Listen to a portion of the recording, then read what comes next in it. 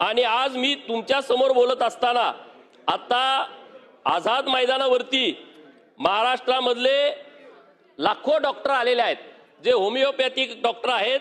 सन 2014ला विधिमंडळानं कायदा पारित केलाय, होमिओपॅथिक डॉक्टरांना ॲलोपॅथी परवानगी व MMC रजिस्टर मध्ये शेड्यूल 28 अंतर्गत CCMP कोर्स रजिस्ट्रेशन बाबत कायदेशीर अधिकार मिळालाय।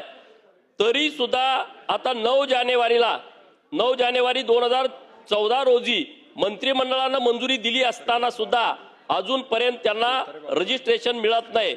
आणि म्हणून हे होमिओपॅथिक डॉक्टर जे आहेत, ॲलोपॅथी परवानगी व MBBS कॉलेजमध्ये 1 वर्षाचा CCMP कोर्स याच्यासाठी जो करणं आवश्यक आहे, या होमिओपॅथी डॉक्टरांना ॲलोपॅथीची परवानगी व MBBS कॉलेजमध्ये 1 वर्षाचा कोर्स करण्याची परवानगी देण्यात येऊन जे होमिओपॅथी डॉक्टर MBBS कॉलेजमधून 1 वर्षाचा CCMP कोर्स पूर्ण करतील त्यांच्यासाठी शेड्यूल 28 अंतर्गत स्वतंत्र नोंदणी पुस्तिका देण्यात येऊन त्यांची नोंदणी पूर्ण करावी।